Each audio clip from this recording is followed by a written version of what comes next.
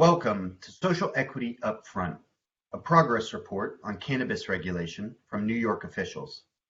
My name is Matt Wilson, and I'm a Division Director of Global Drug Policy at the Open Society Foundation. I'd like to welcome you to this virtual side event of the 66th United Nations Commission on Narcotic Drugs, currently taking place at the UN in Vienna. This week in Vienna, member states and civil society from every continent have gathered to discuss a wide range of drug policy issues. This includes rescheduling of coca leaf, the health and safety of people who use drugs, and sustainable development in illicit crop-producing regions. One topic that has been growing in debate for well over a decade stemmed from the fact that jurisdictions across the world have implemented or are currently considering regulation of non-medical adult use cannabis. Uruguay first regulated in 2013 and Canada in 2018. Currently, Germany, Colombia, Thailand, South Africa, the Czech Republic, Luxembourg, Malta, and others are considering legal frameworks. In the US, starting in 2012, 21 states, Washington, D.C., and Guam have legalized marijuana.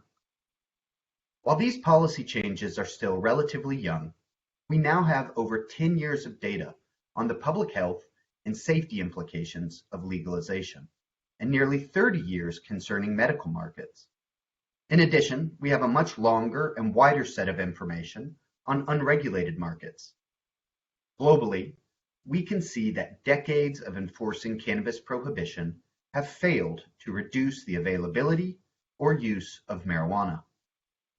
Prohibition has also resulted in significant and disproportionate harm to socially stigmatized populations, including Black, Brown, and ethnic minority communities.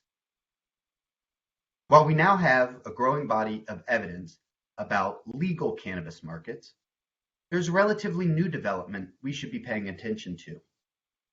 No policy reform is perfect, and while legalization ameliorates some policy harms, those individuals benefiting the most from the economic upside of legalization are rarely from the communities who paid the highest price in the war on drugs.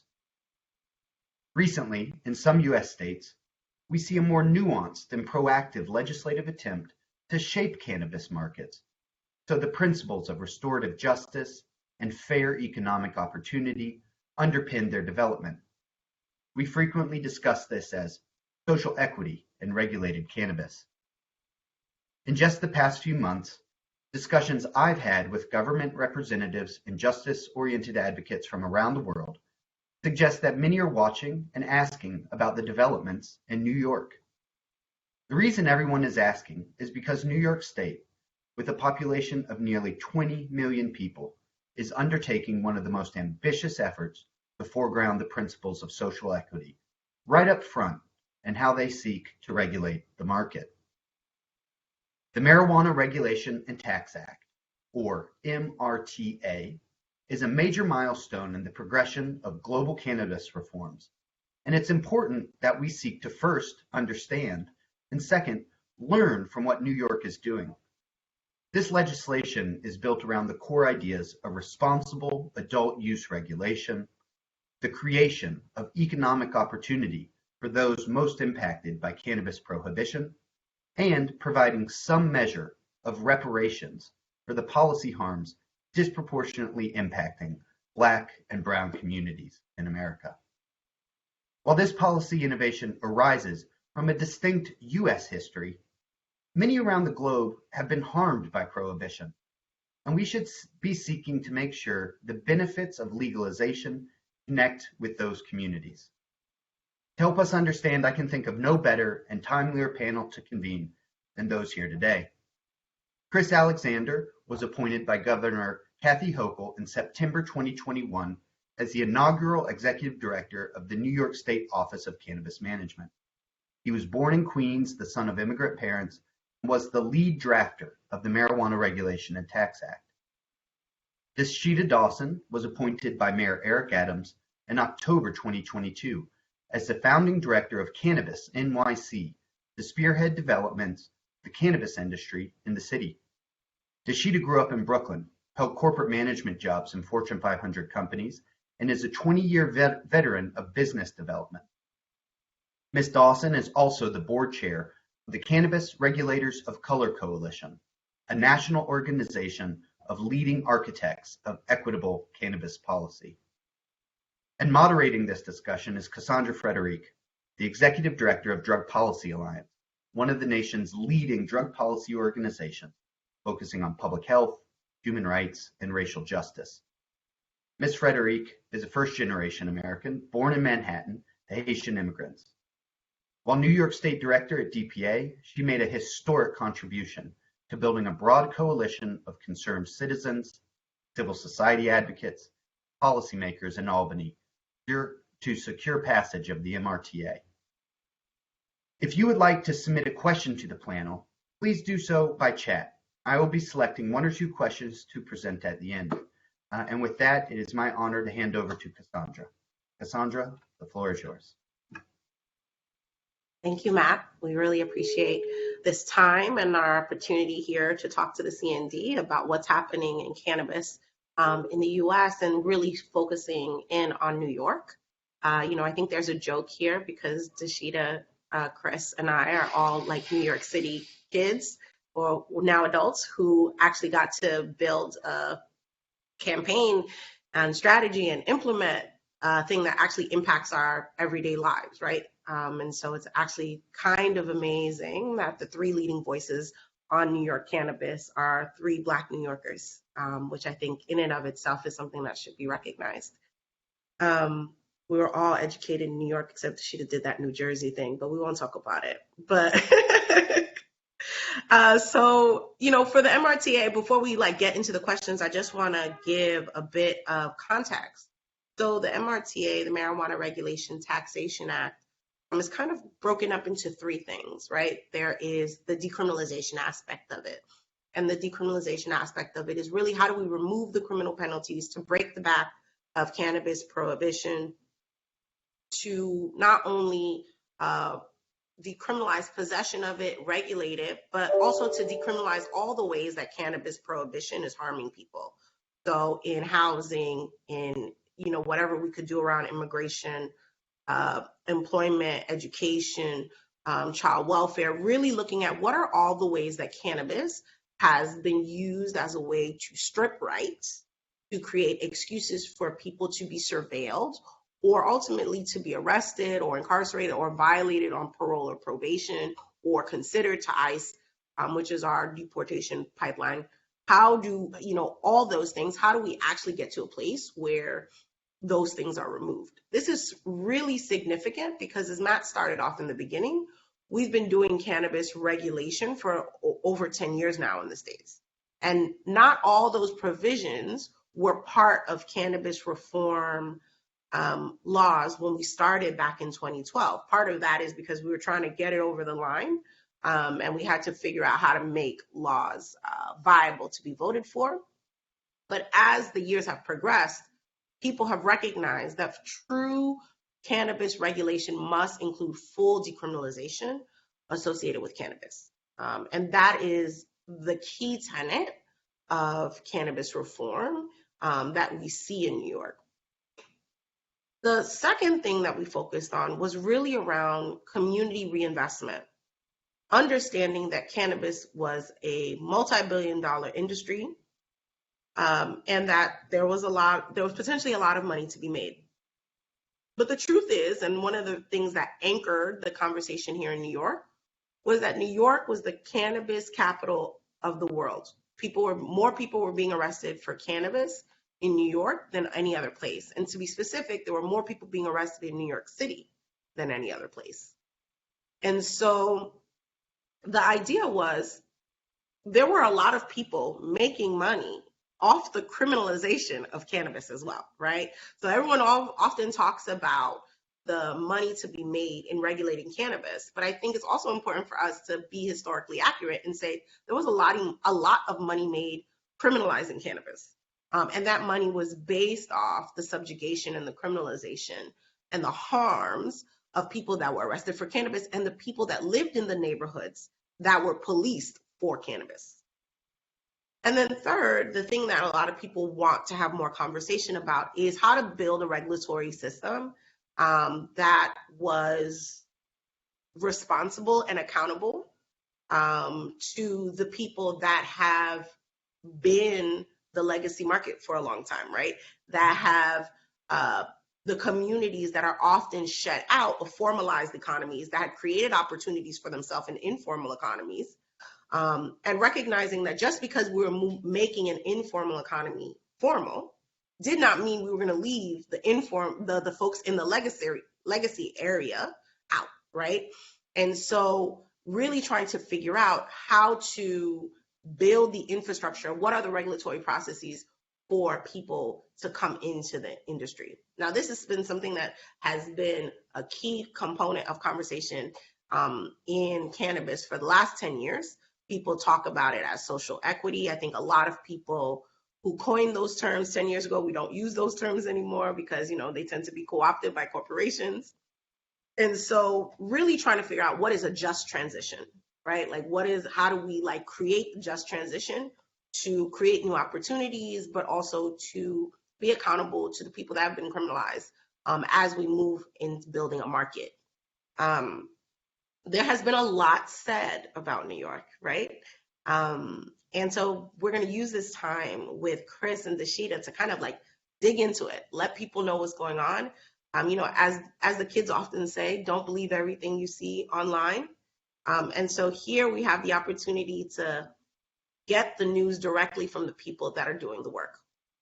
There's a difference between online activism and armchair activism, and there's a versus the people that actually have to make the thing work.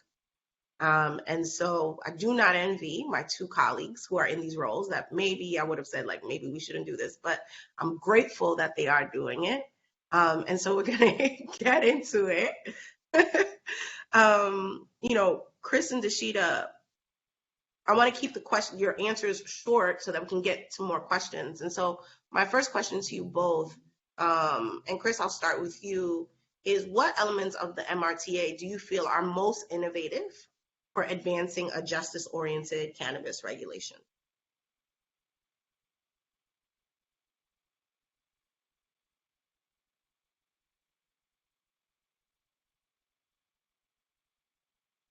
All right, Dashida, I'm going to start with you. Wow. Okay. Well, hopefully Chris joins us back. For me, the most innovative part would be honestly the whereas clauses leading up to the actual bill. It was the first time that I saw in legislation government accountability. I think court One folks second. when they talk about If the folks from OSF can mute Chris while we get his connection up. Dashida, can you go? Sure. So again, I don't pick from a particular part of the bill, but sort of the background or the impact statement as it pertains to the bill, things that accompanied the bill to help people understand. It was the first time I had seen across the country anywhere that the government was pretty direct and taking some level of accountability. And I think that was required because, as you mentioned, New York was the state that arrested more people than any other state in the country. And certainly New York City was the arrest capital helping to, fuel those numbers. And we also knew those numbers were disproportionately impacting Black and Hispanic populations in the city, and in particular men. And so the whereas clause, the impact statement, those things were revolutionary to me because it was in black and white where the government is saying, hey, we did this, and this law is, our way to start to rectify this and repair it, and sort of it compels whoever is in charge. Unfortunate we get the implementation, but whoever is in charge has to be compelled to fix this. So that was, to me, the most innovative and revolutionary and precedent setting for other markets. Yeah, I think this is a great point that you bring up here, which is New York started from a different place, right? So the government really had to take on the frame of the activists, which was cannabis prohibition has harmed our communities. We have to do something different. This can't be business as usual. And then that was the starting point, as opposed to we're going to regulate this drug like alcohol, or, this is a new thing. We're going to have to figure it out. We want to get it up and running. I think there was a lot of emphasis on getting it right, a lot of emphasis on certain communities benefiting directly and intentionally, and also trying to make sure that people were able to come into the space in a way that reflect that. And I think, this point that you're making is excellent, in that it's not just about the law, it's about the conditions you create for the law to be implemented. And Chris, I see you're back, and so let's try you one more time. I am back. Can you all hear me clearly? Yes, we can. I'm so sorry about that, but we'll make do. Yes, we will. Right, You're good. can you hear Keep me? going. Yeah. Okay. So I was going to say, when people point to the equity provisions in the law that they look at as the most impactful, they look at the 50% goal, which was our marker at how much participation we wanted to have from those who were underrepresented in the cannabis market broadly. But for me, I would think the thing that was most groundbreaking and representative of the broader ethos of the bill, of the campaign, was the fact that we created a remedy in New York that did not exist prior, and that is the creation of expungement, right? And what it was the first time that New York created or advanced a policy proposal, whether in legislative form or in some more affirmative way, where they said, we are acknowledging that we have done something wrong and there's another way to go. And I think for me, if people kind of disconnect the two, because the expungement proposal advanced right before the broader MRTA passed. But if it was not for the discussions on cannabis reform and our work of doing what you pointed to, of trying to acknowledge the past while moving forward, expungement would not exist in New York. It's a word that we know, it's a term that we know, but the remedy legally did not exist until we advanced cannabis reform. So I point to that as the biggest representation, because everything that we've done to this point has been an acknowledgement of the past, which is why that's what we stand on. That's the principle that we lean on, is that we're not acting like what just happened the last 40 years didn't happen. And anybody participate in this market moving forward has to understand that. So I think that's the most impactful. Sorry for the disconnection. No worries. We were going to wait for you always. And I think the point that you bring up, expungement, which ties into Tashida's earlier answer about the conditions that we created for MRTA to be implemented in the intention of the law. When people think about like what were kind of the missteps or the things that we probably should have started earlier in the cannabis reform conversation, the first cannabis bills didn't have expungement, right? The first cannabis bills didn't really do the resentencing part. People had to do them afterwards, after passing the intention to regulate cannabis. That's when people were coming back like, oh, well, it doesn't really look good that we've regulated cannabis, but people are still sitting in jails and prisons, right? Or people are still getting violated on probation and parole. And I think it's really important, as someone who's been in cannabis advocacy and drug policy advocacy for the last decade, this is not a shot at those earlier laws. It's just showing how the conditions have shifted and the demand have increased, right? And so before it was like, how do we get it off the line? And what New York is saying is like, we're not going to negotiate against ourselves, right? Like, what is the thing that we want, and how can we push a vehicle that gets us those things? But knowing that, what are the elements of the law that you might alter? And Dashida, I'm going to start with you. Well, I think oftentimes we are looking to predict what the market may be. And around the time that the law passed, we were starting to get momentum around this legacy definition of previous operators. And that right now is sort of the biggest debate. We've had that language co-opted, as you mentioned. A lot of cannabis reform leaders in the country, we know that cannabis equity, the language is evolving, but it's also being co-opted. And I do think that the biggest debate is how will we define that in New York? How will we define that versus the proliferation of new illicit operators? How will we define that and how will we treat that? And I think we have a solution to that from a regulatory perspective, but there is an element that feels for the people who are maybe currently operating or in the past, there's a lot of fear of repercussions of taking on the advocacy role. And if the law had something that protected them, amnesty in some way, in a defined way, I think we would have more people coming to the table as opposed to us having to coerce community and unregulated business leaders to come forward to participate here in coalition with us. That is a great point, Tashida. And I think one of the things that is often missed when a law is passed is recognizing what were the things that weren't allowed to go forward. And I remember shopping around amnesty with Chris. We had like 15 papers on it. We were like, okay, let's do like a cannabis buyback program, and let's I feel like I saw some of that. I saw some of that. Chris, what would you say? I mean, you know, it's legislation, and what I've said publicly is like, and I think it's a really good talking point, so I'm gonna use it again. Is like we didn't do in government we have a tendency to do set it and forget it, and we like leave it alone. We did the thing, we walk away, hope it works. If it doesn't, you know, then whatever, we'll figure it out, you know. But I think there's a lot of things that, as the Sheeta points to, that we are dealing with as much as we can on the regulatory front to acknowledge gaps in the law. Really, because you don't want to put, you know, all the requirements of the program, you know, up front in the legislation itself. You want to have the space to be creative, to be flexible, and that's what we're trying to do. You know, so speaking to the legacy issue in particular, like we have to first acknowledge that activity that folks have been engaged in previous prior to legalization, and you know even still, it didn't come in a one size fits all.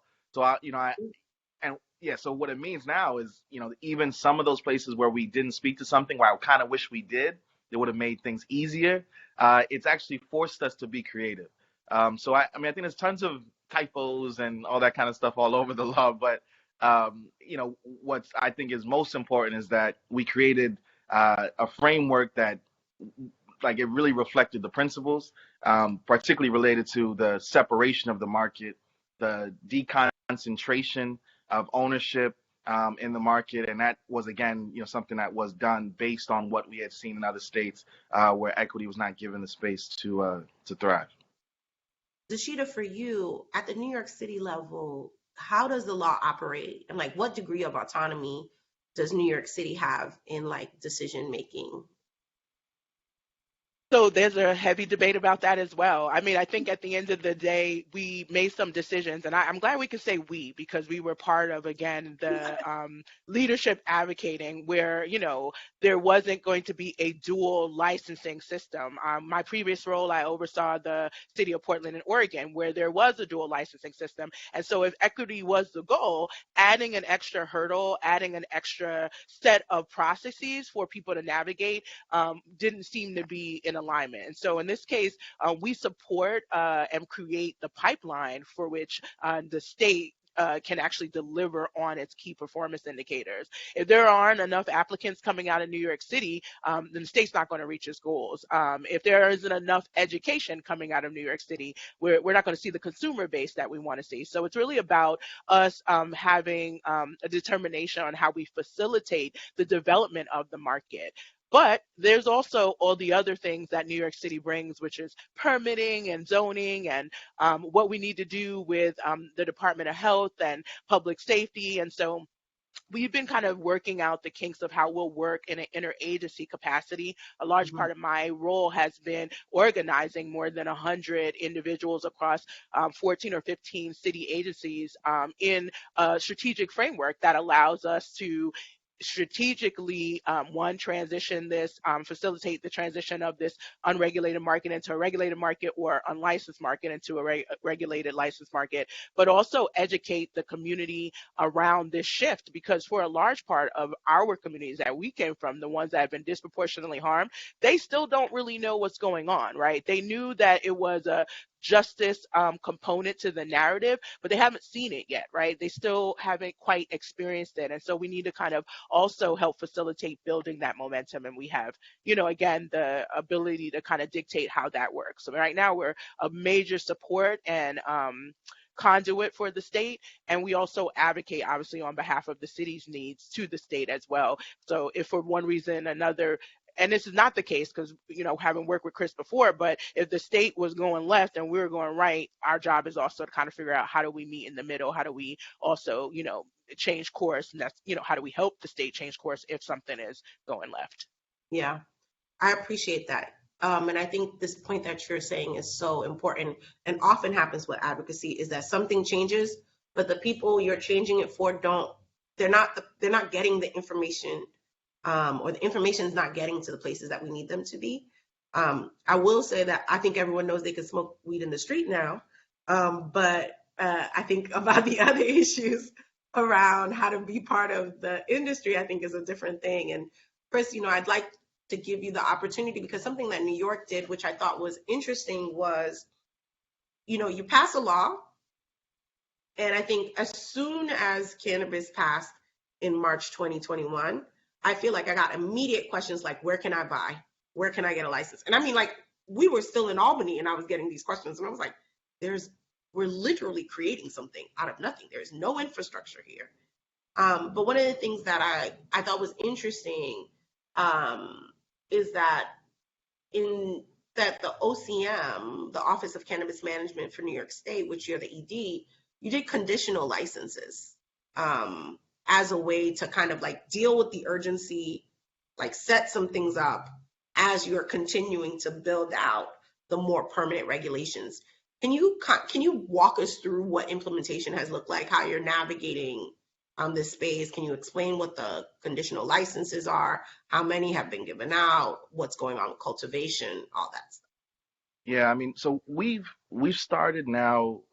We have 3 conditional licenses that we've issued: retail, processing, and cultivation. We've got about I think 290 farmers, about 30 cultivators, and now about 66 retailers. So the conditional licensing program for us was all about finding a way to jumpstart the equity provisions of the law. And I say provisions because I'm speaking specifically about a particular section of the law, but the whole thing is based and rooted in equity, right? Like it's all about access and opportunity. When I say equity, I mean access and opportunity. I don't mean any of the co-opted fluff that's been out there. I mean access, real opportunity to participate.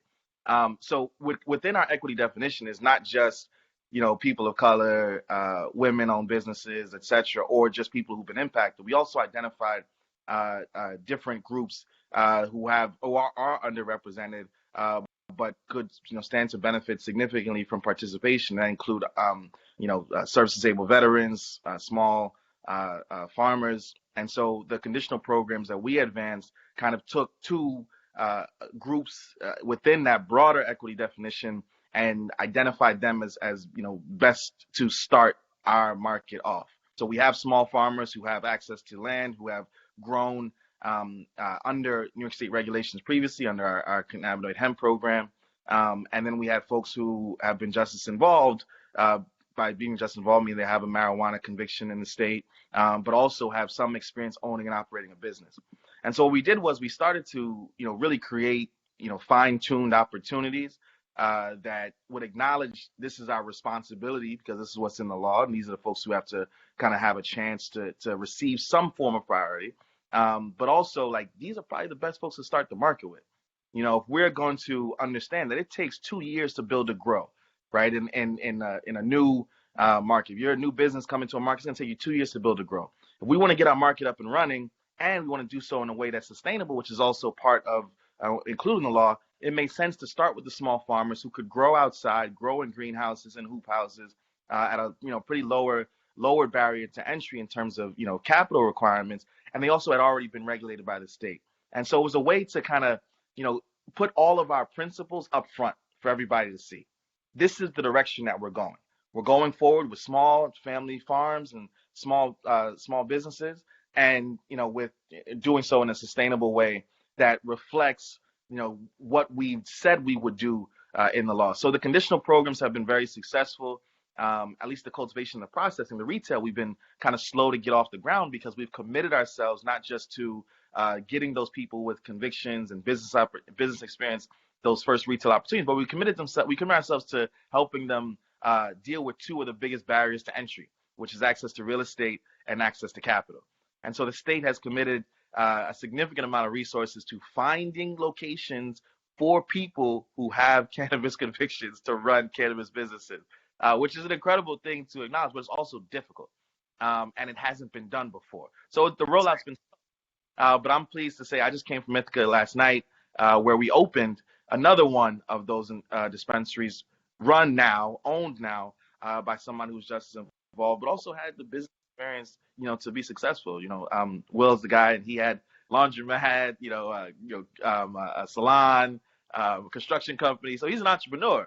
But we also acknowledge that his impact from prohibition was significant. So we just tried to make sure that we're putting up front in front of everybody exactly what it is that we said we would do, which is make sure that people have real access and opportunities to the space. Yeah, and we've never done it before, and I think a lot of the people that thought that they'd be able to set up shop in New York are pissed off, right? Because it's so counter to what we've seen in other places. And I think because it's counter to what we've seen in other places, because New York is doing things that haven't been done before at this scale, with this level of government commitment, one of my favorite songs is More Money, More Problems, right? We've created a new set of challenges, right, that we didn't see coming based on this new way. And so I don't know if you two want to, Dashida, Chris, I want to give you some time, but Dashida, I don't know if you want to talk about, like, what are the new things that are cropping up because we're going in this way? And I'm, to the audience, I'm elevating this because we have to be honest, right? Like, when we start new things, there are things that we didn't see that are going to come our way. And I think a lot of people like to point to those things, but I actually think it's a privilege to have new issues. Because it gives us more opportunity for innovation. Dashida, what do you think? 1,000%. As a strategist, whether in the private sector, now in the public sector, innovation has been lacking in the cannabis space. People really felt like, and I got that a lot in the private sector, that it's just weed and it'll sell itself. Not recognizing that there's a cultural component. When we talk about New York City, I often say we're on a mission, because we're on a mission to make sure that we're grounded in equity and education, which, again, not really ever been done before for the industry, but we're doing that across science, business, and culture, because I really feel strongly that all three of those things are critical to seeing a larger market. What I think I'm most surprised about, and some of this I could have predicted, I'll be honest, I think that's part of what my job has been, is like predicting the future and then try to figure out strategies to avoid the pitfalls. But I think some of the bigger ones are people who supported the equity narrative, the social justice narrative, and now that we got to implement, they already tired, or they already ready to push back, or they're already upset that it's not working for them. And I'm constantly saying it took over 100 years in our country to ruin the reputation of the plant, to ruin so many communities and lives, and really create the mess that we have as far as cannabis policy has been concerned. It's definitely going to take more than 18 months to reform it.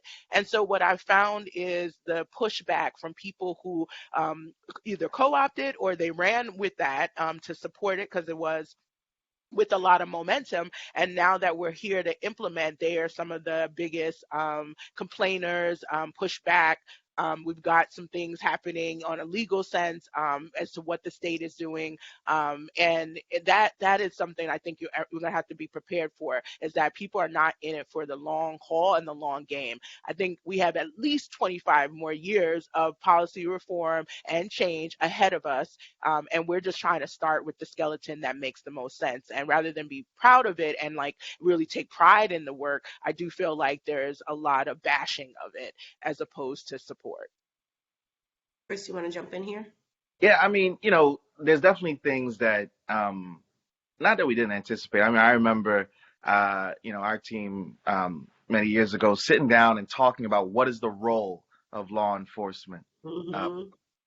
We were asked that question. We put our heads together. We started to scope out what does law enforcement's role look like in cannabis legalization, and we scoped out kind of three things. One was, if we're going to be successful on the equity front, they got to protect. We have to protect what we're building, and that means protected a diverse market in the same way they protected, or not protected, but kind of honed in around the illicit market.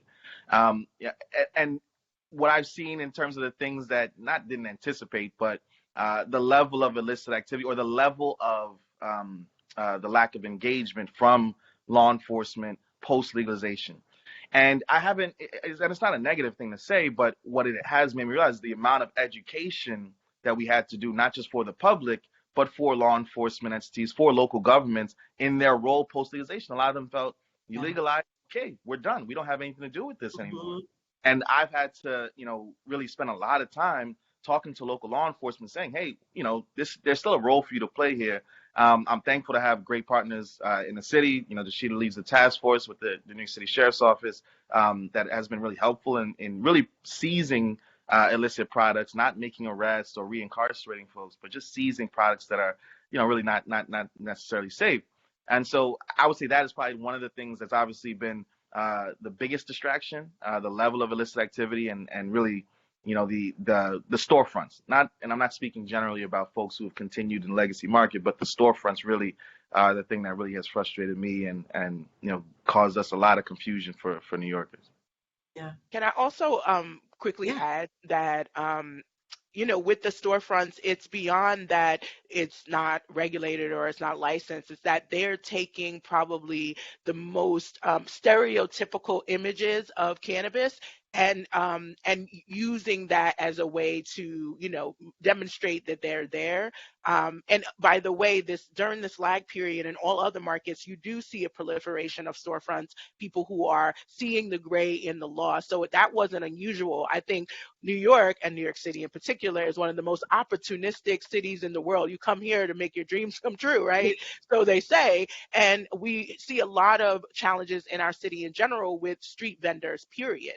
And even though there's a licensing process for that. And so we're seeing, in particular in the city, a kind of a triple threat where people are illegally selling everything. And cannabis is one of that, but they're using cannabis as their storefront, marketing. And so you think of it as primarily a cannabis store, but we're actually removing more tobacco products and nicotine vapes than anything else. And so it's just this example of just people who want to operate in the illicit anyway. And cannabis is taking the brunt of it because of where it sits in the societal acknowledgement of what's okay to do and what's not okay to do. This is such a great point. Oh, go ahead, Chris. I just wanted to just add, I mean, Nishita, set it up for me. I didn't knock it down. But in terms of the time it takes to undo all that's been done, and, obviously we get a lot of criticism because this is New York and nothing moves fast enough.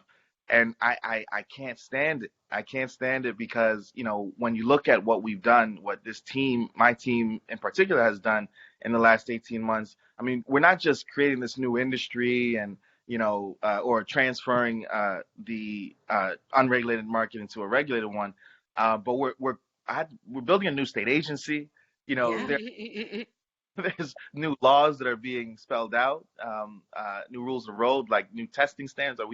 We're basically, my chief of staff likes to say we're basically a mini FDA, and so it is incredible when we hear so much from folks like, oh, it's not going fast enough. Like, well, you're not paying attention. I mean, all that's happened in this last year has been incredible, and I of course, big ups to my team for their incredible work, and they've been tireless. So I just want to put that out. We've been moving faster, actually, comparatively to other states. States, yep. Fast enough. But that New York minute, it comes around real quick. I'm not mad at No, but it's a great point. I think, the Office of Cannabis Management did not exist before. Like the Sheeta's office is like within another agency, but really should be its own thing, right? And so it's like people like we're literally building the infrastructure to implement the law, translate the law, then get the business set up, make sure the safety stuff is required, and it's high risk, right? High risk, high reward, but it's still very new, and I think because cannabis has been around for like some version of regulated cannabis has been around for almost 30 years, I think people underappreciate what it means for things to go up and also underappreciate how underdeveloped New York's medical cannabis program was, which is usually what sets up other states that have regulated cannabis to kind of scale up very quickly. But we didn't really have that. I want to ask one more question before we open up for questions from the audience. And that's for the card recipients. Chris, we're in this moment where the government is putting so much effort and investment in trying to set up licensee holders who can be successful. What do you foresee are some of their challenges as we keep moving forward? Well, I mean, thankful to the criteria that we put forward. I mean, we knew the folks had the necessary, tenacity, right? These are folks who've owned small businesses and operate small businesses, so they understand kind of what it takes to be an entrepreneur. But these are new cannabis businesses. But so that's the difference. Folks have run consulting firms and construction companies and barbershops, etc. But they haven't run a cannabis business. And so what we are doing, though, and acknowledging that gap, is providing as much training and support. Today, I'm so excited to go link up with our card licensees as we launch our card accelerator program. We're wrapping our arms around these folks to ensure their success.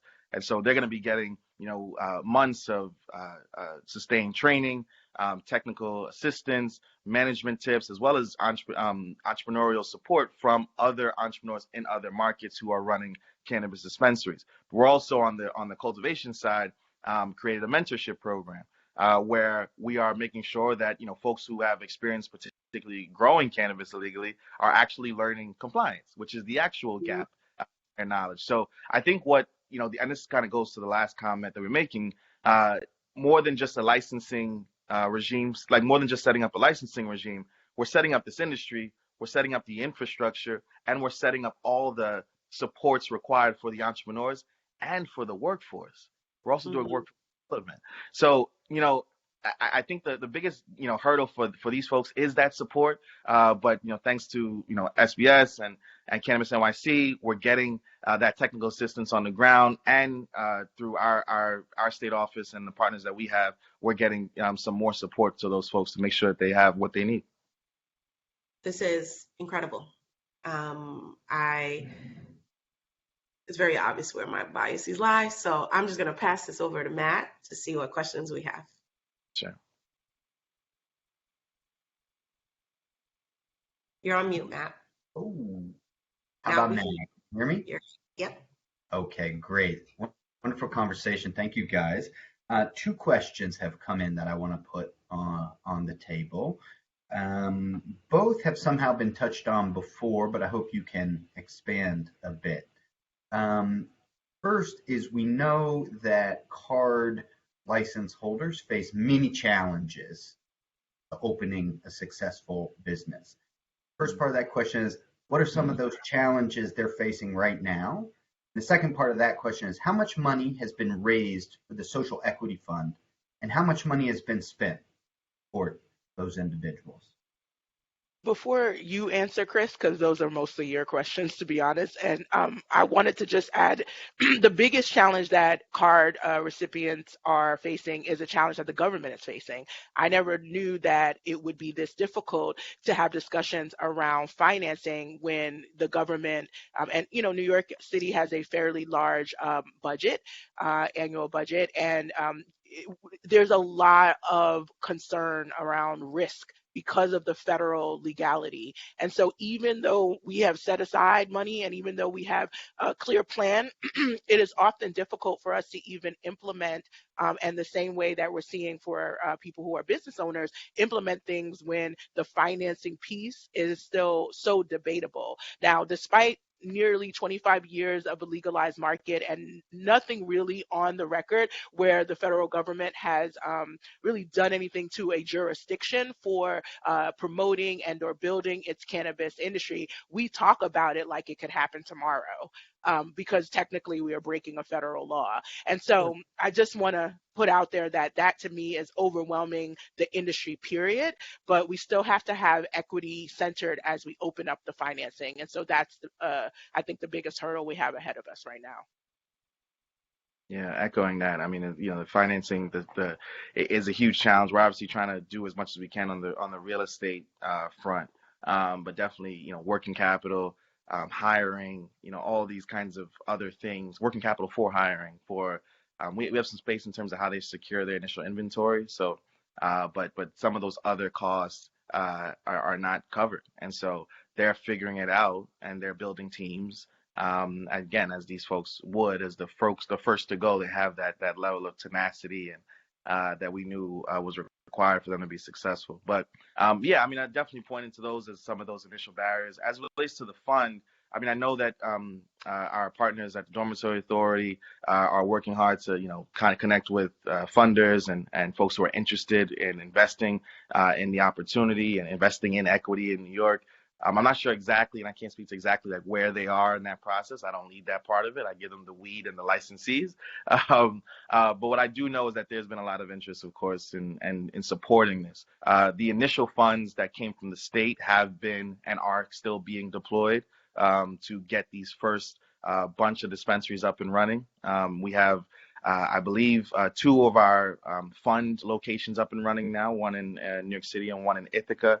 That was open yesterday, and a couple more immediately behind them. But still outside of that, in the background, they've been working hard to secure, to advance lease negotiations and secure as many leases as possible.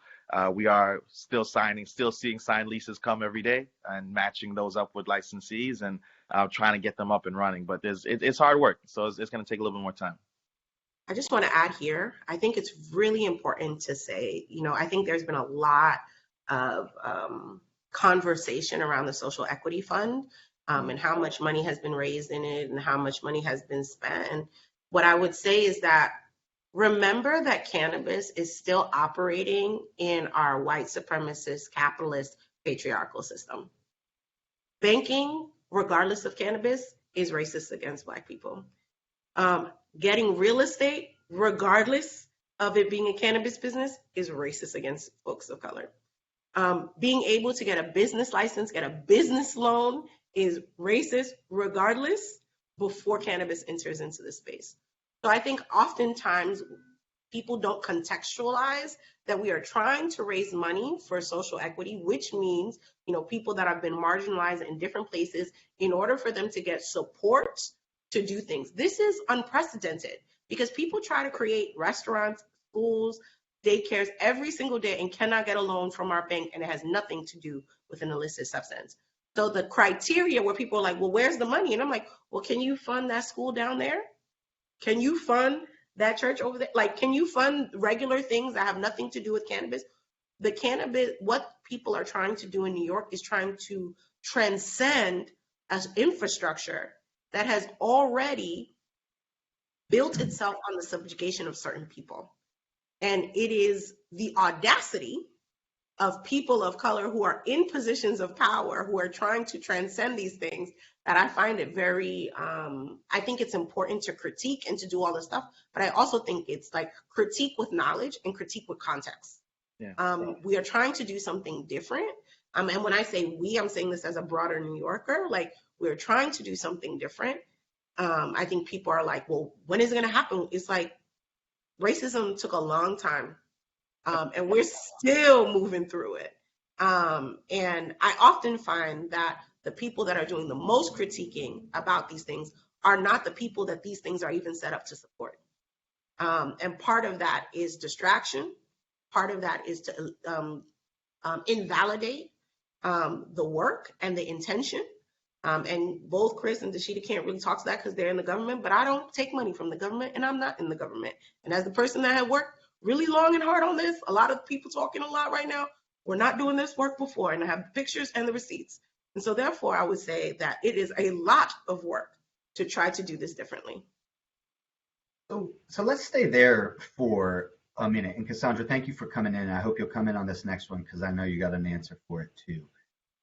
Look, the people want to know, why is this taking so long? Huh? Can't you do this faster? And part of the question there is also, why not let multi-state operators or people with established cannabis interests or medical providers who are already in the state, why not let them jump in so people like me can go buy my cannabis right away? What do you say to that?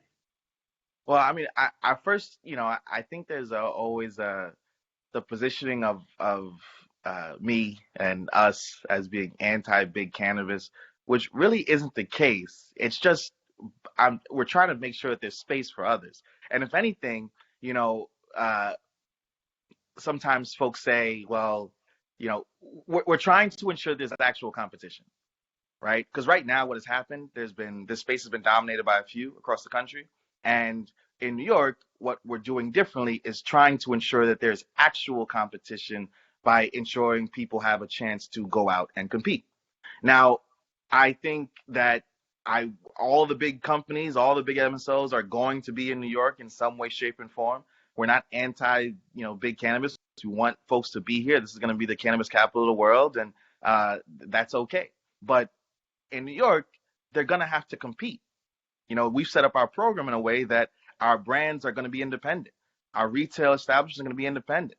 The best products are what's going to be on the shelves. And so they're not going to dominate in the way that they have by just sucking up the entirety of the market. So why is it taking so long? Because, again, what we're doing hasn't yet been done. This is definitely the harder way around by, creating this opportunity for folks. But also, like Cassandra said, like securing real estate for folks is hard. And we've committed ourselves to try to provide that level of support. And what we found, even we've created because again, we don't set it and forget it. We've allowed folks who have some more resources to bring their own locations on the retail side, understanding that some folks didn't need that capital, who were impacted by prohibition. And again, it's all about finding a ways to create a market that is really representative and acknowledging where New York has been. There's going to be big business here. And I hope that some of these small businesses grow to be big businesses. But it's not going to be the case that those folks who are impacted most then don't even get a chance to compete. So you're looking at them as prioritization. It's not prioritization. It's just that now we're giving them a chance to compete. So I would piggyback and say we're not taking too long, that narrative is actually false. I'm a consultant a previous consultant before going into the public sector, where I worked across the country. And the reality is California took 2 years from their legalization point to the point where they opened their first adult use retail dispensary. Connecticut is very close by. They had around the same time frame and even less licenses that they've given out. Most of the market's still primarily owned by the medical. So that is a narrative. It's a narrative that is being pushed to be able to, redirect the attention around what the goal has been. And I don't think we'll be really moved by the goal because we do have receipts. We have Massachusetts also took 2 years. Like I can go through the states, New Jersey as well. We're not off the mark here. What is different is who's getting an opportunity to compete. The other thing I would say is that there's also a lack of competency on how to leverage the medical market. One of the things that OCM did right away was sort of quote unquote clear up all of the things that were really poor about the program. And we haven't necessarily seen these big companies come out the gate and really make sure that the medical program is actually thriving. Where's the innovation? Where are my transdermal patches? Where's feminine hygiene hygiene care that actually has some cannabinoids. There's some innovation that's just missing from the market. And that's part of the competition need. Coming from private sector, again, I'll just say competition breeds innovation. And I think also New York's culture is demanding innovation and inclusion as well. And so even if you do open in an adult use market, if people aren't willing to shop because they don't trust the brands, you still will not win. And so in some ways, they should be thanking the state in developing that and getting the culture and the community transitioned in before they enter the market. So the bigger companies will actually have a better chance at success as well.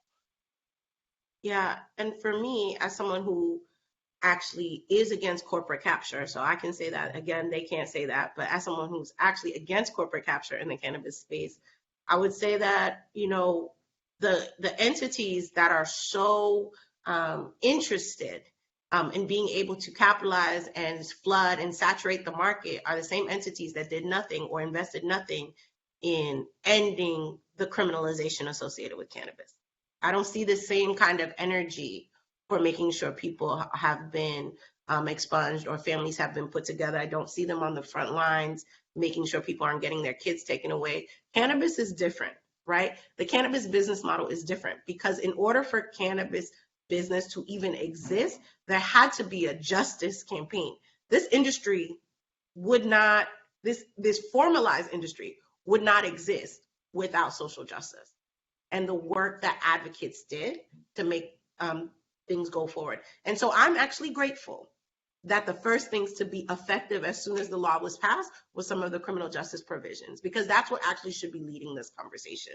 And understanding that how we build the industry is not business as usual, but has to be tied to economic justice principles, right? And justice takes time because criminalization has been a slow drip that has had immense impact on stripping our communities. And so what I'm often seeing is that people want to rush to the conversation because once we rush, we're unable to keep the level of intentionality that was built in building the advocacy and the framework of the legislation. And what I'm hearing from both the city and from the state is that we are not going to sacrifice intentionality for those that can build out their businesses in other states. But New York is the business that everyone wants. And so therefore, we will make you wait. So we've probably got time for just one more question. And we've had some really great ones coming in, including one asking about social equity, not just at the ownership level, but for workers and people, building these companies. But Dashida, Cassandra, I know both of you were in Vienna this week and got to have conversations with people from all over the world. So to sort of take us back out, looking beyond borders, coming from that week, what do you guys think is globally relevant here? What do you want people in other countries and other places really hear from you? What do you want them to know as these innovations continue to unfold around the world? I think for me, centering community, the legalization effort across the United States has largely left community out of the conversation. It's either been the government figuring out, oh, wow, there's a new revenue source potentially out of this industry, so let's regulate it, or businesses lobbying and pushing a certain, a framework that will allow them to monopolize and be successful, but community not being part of it. And community also represents the consumer base, the same folks that have been harmed from the past policies. And so I think the takeaway is, as you are looking at cannabis reform and really any drug reform policy, is looking really at centering community and ensuring that they are part of the coalition that's building the effort to make the reform happen. At the end of the day, they're the ones who are the recipients of whatever products, whatever framework, licensing scheme, if you will. They have to utilize it as well. And I think that has been largely missing. And it ensures, I think, long-term success as well for markets, the sustainability by centering community. So that would be what I would leave. What I would offer is that I think flows from Dashida. I think we were, and I'll speak for myself. I was very focused on New York as the community that we were advocating on the behalf of. And I think our legislation reflects that. What I would say, being in Vienna and meeting with different governments and being a part of the global conversation, I think um, I think we have to broaden the concept and the definition of community. Cannabis prohibition has had global impacts. The US exported our cannabis policies throughout the world. We have not yet taken the intentional and forceful strategy to export our reforms in the way that we exported prohibition. And I think even in the concept of social equity, there's a challenge, right? Like, what is the social equity that the global North owes the global South, right? What is the global equity that we owe parts of Asia or the continent, right?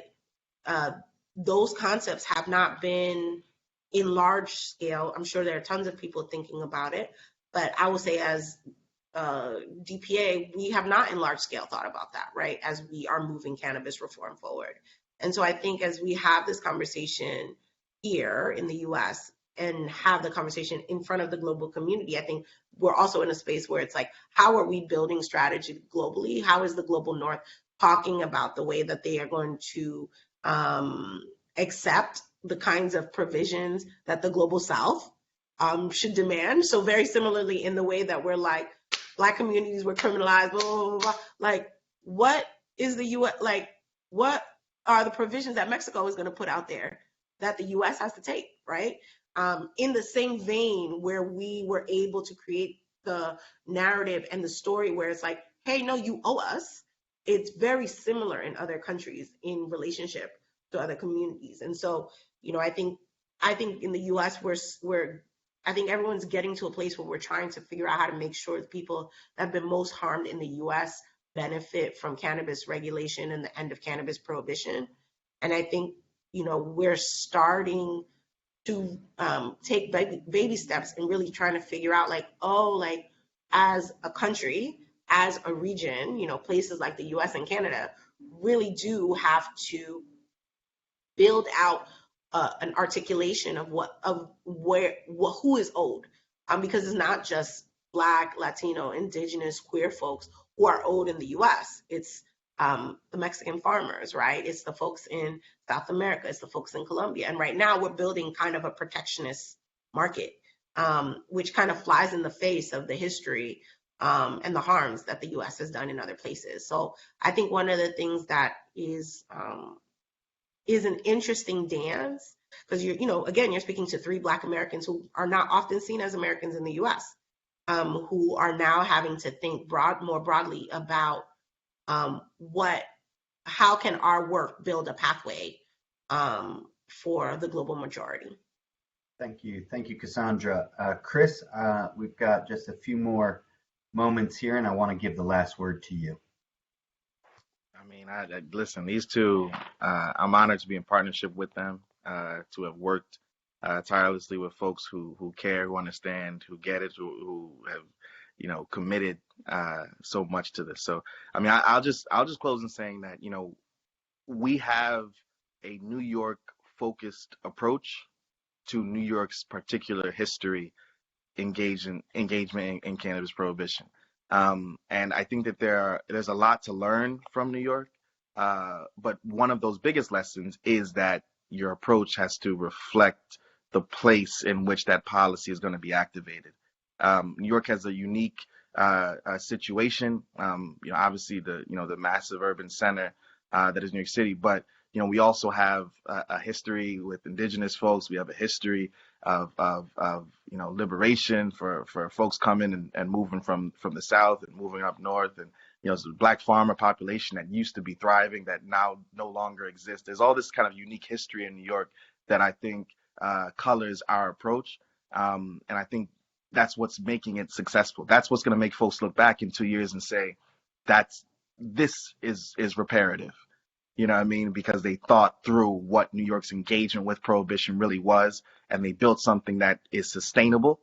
They built something that can withstand, corporate greed and capitalism on steroids and all. Like they built something that reflected what New York's culture really is. So I'm looking forward to that day when I come on the panel. I don't talk aspirationally, but I talk about what has done and what we've built. But we're still at it, man. I'm appreciative of all the support and really invite folks to come to New York to sit with us and see what we're doing. Chris, Dashita, we are wishing you all of the success. Cassandra, thank you so much. This has been Social Equity Up Front, a progress report on cannabis regulation from New York officials. We thank you so much for spending this time with us.